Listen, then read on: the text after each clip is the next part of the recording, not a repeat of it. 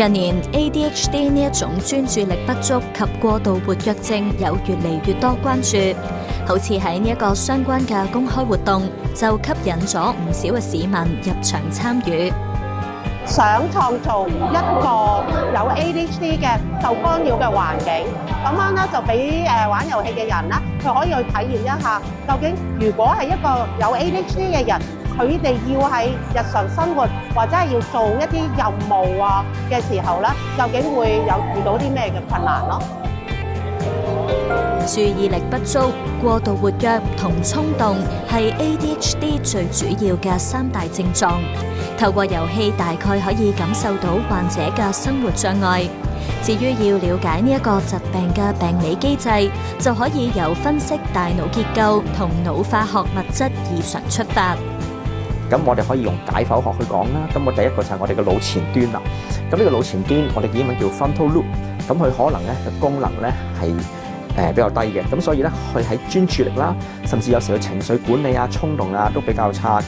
亦都有啲人咧喺我哋嘅 temporal lobe 喺我哋腦側邊嗰度咧，佢個記性都會比較差嘅。呢個就係解剖學嘅理解啦。咁另外一啲咧就叫腦化學元素啦。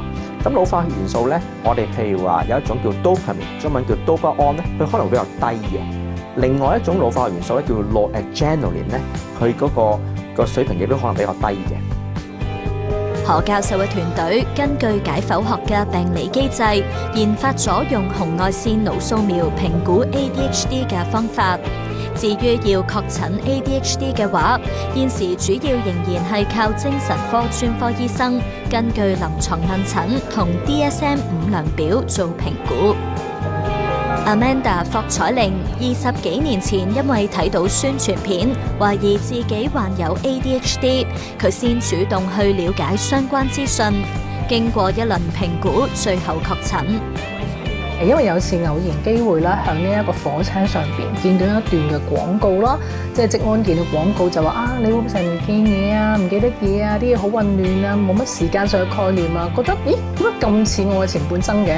我就開始發現會唔會唔係我嘅問題，而係我有 ADHD。過去 ADHD 一直只係被視為兒童先會有，假如患者係成年女性就更加容易被忽略。所以 Amanda 喺20幾年前只可以揾兒科精神科醫生幫自己做評估，直至2013年，美國精神醫學會將呢一個疾病列入神經發展障礙嘅類別，先至確認 ADHD 係一個橫跨人生階段嘅腦部發展問題。我哋好叻戴 masking， 即係我哋好叻戴面具㗎，扮乖咯。即係同埋我哋個衝動係唔會打人噶嘛，即係走嚟走去嗰啲係男仔比較多啲，但係我哋會啲嘢咩飛嚟飛去啊，同埋仲有一個情況就係你每個月女仔嘅荷爾蒙都有啲唔同噶嘛，甚至乎外國啊係講到更年期嘅 ADHD 會點，其實係可以好闊嘅。咁但係因為即係華人社會依家都係認識階段，咁所以咧女仔嘅部分有陣時又人哋覺得你唔專心啫，你發白日夢啫，就好容易咁胡混咗過去嘅。不過 ADHD 會令患者嘅生活帶嚟好大嘅困擾。Amanda 曾經試過煮餸唔記得熄火，令到好脾氣嘅老公都怒氣。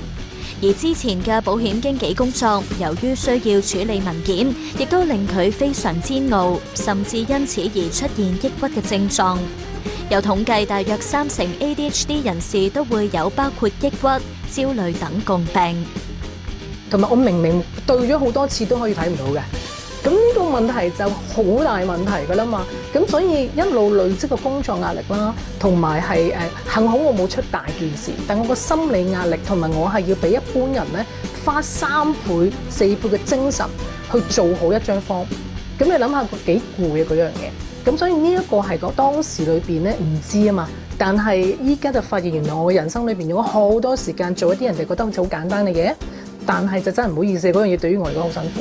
咁所以後期我就冇再做啦，同埋即係去處理咗 ADHD 情況啦。Amanda 嘅丈夫 Vincent 喺認識佢之前並唔了解乜嘢係 ADHD， 只係覺得佢點解好多嘢都係最後一刻先至嚟做，交代過嘅事情都成日唔記得。成日唔記得嘢就已經我喺個立場嚟講，已經好多人會嚟噶咯喎，拍緊拖。男朋友嚟嘅喎，你都可以唔記得嚇？咁即係我點啊？咁跟住再慢慢落嚟，跟住又同佢講嘅咯喎。講完之後，佢接受啊，佢真係接受㗎嗰一刻。跟住下一刻就咁咯。係啊，咁咪點啫？咁咪我呢啲 deep eye 㗎嘛，咪喺自己入邊呢度自己度打緊仗咯，係咪啊？佢唔知㗎喎，俾面色佢唔知㗎喎。你要記住 ADHD 嘅人係唔知睇你面色㗎，你要記住。佢曾經俾過一條片我，即係 ADHD 個腦入邊，唔係一個電視㗎，係1萬部電視同時開住，同時着咗，係㗎。跟住就佢同你咁樣面對面講嘢咧，係啊，佢同你講緊嘢，但係佢飛咗去 focus 響39部電視，但係聲可能係125把聲嚟㗎，咁佢自己跳咗掣，佢唔知，跟住翻嚟，跟住 miss 咗啲嘢，哇，咁樣好形象化喎，喺我嘅立場嚟講。為咗得到醫治 ，Amanda 首先嘗試用藥以提升多巴胺同去甲腎上腺素呢一啲神經傳導物質嘅作用，但佢覺得更加有效係利用心理治療嘅方法，從認知方面意識到呢一個唔係自己嘅問題，而只係 ADHD 帶嚟嘅困難，再運用一啲行為策略，例如拆細流程、減低障礙、用獎勵提升動力等。咁我攞一個好簡單，個個都會做嘅例子就執台。咁啊，我哋係亂到不得了嘅。咁個情況就一般人啊執台啊，有好多人教你點做啦，我哋係唔 work 嘅，因為一見到就唔想執啦。因為咧，又諗起啦，又要買啲乜啦，又要擠好啲咩咧，人哋個方法其實唔係好啱我哋嘅。咁我嗰個醫生都係 ADHD 大腦嚟噶嘛，咁我哋就用 ADHD 嘅大腦去諗咯。佢就話啦，拎個紙箱出嚟，㧬晒啲嘢落去先，要嘅擺出嚟。咁如果唔要都係唔用住噶啦，擺住先。咁個原因係啲咩咧？就係我哋好多時咧都會延遲，同埋因為有少少阻礙咧，就唔開始啊。咁呢一個咁爽嘅動作，拎個箱掃嘢落去嘅動作咧，其實 happy 噶嘛。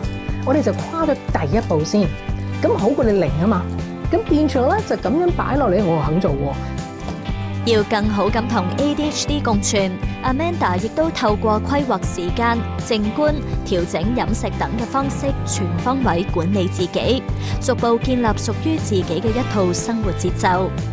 不過 ADHD 並唔係只係得負面影響，特別係喺冇抑鬱嘅狀態之下，唔少 ADHD 成人喺唔同嘅領域都表現出色。關鍵在於有冇揾到適合自己嘅工作形態。ADHD 嘅成人咧，佢大部分佢嘅智力咧或者智慧咧都係正常嘅，佢嘅 IQ 都係正常嘅，咁所以變咗咧，佢可能係會做到好多人都做到嘅嘢啦，甚至可能佢會做得更好，因為佢譬如話有啲人佢會選擇工作係比較適合佢自己，因為好多 ADHD 嘅朋友咧，佢對一啲好細微嘅，譬如話即係一啲嘅資料啊，或者好重複嘅工作咧，佢唔係話好有興趣，但係咧佢可能係話突然間有一個想法，話即刻要做啊，或者比較宏觀啲嘢咧，可能咧佢嗰方面係強項嚟嘅，所以變咗有啲 ADHD 朋友咧，佢揾到佢適合嘅工作可以好成功嘅。Amanda 更加了解自己之後，佢揀咗其他更加適合自己嘅工作，包括做司儀同直播。佢仲成立咗關注 ADHD 嘅協會。佢認為自己擁有旺盛嘅精力、轉數快同鍾意創意，都係源於 ADHD。我可以做夜晚3更做節目，都仍然個人係好精力嘅。咁呢個就有啲好處啦，同埋佢哋成日覺得我好多點子，轉數又會好快啦，同埋有啲嘢我係好願意嘗試嘅。咁呢一部分裏邊咧，原來咧同 ADHD 有啲關係嘅。咁所以我哋要更加要自己揾翻自己嘅 user manual，即係我哋要知道自己我哋嘅說明書係啲乜嘢。我知道我有 ADHD 都我有唔專注，我會唔記得嘢，但係我用啲乜嘢方法，即係例如有冇多啲鬧鐘啊，頭先講咗某一啲嘅手勢就轉咗佢啊，其實我哋都可以運用得好好㗎。至於 Vincent 亦都學識欣賞太太有好多特質，同佢呢一種做事鍾意一板一眼嘅人正好互補。佢亦都更加識得點樣同太太相處。最重要係佢做嘢冇框架，佢 out of the box 嘅。咁我又衝擊咗我喎，原來有好多方法。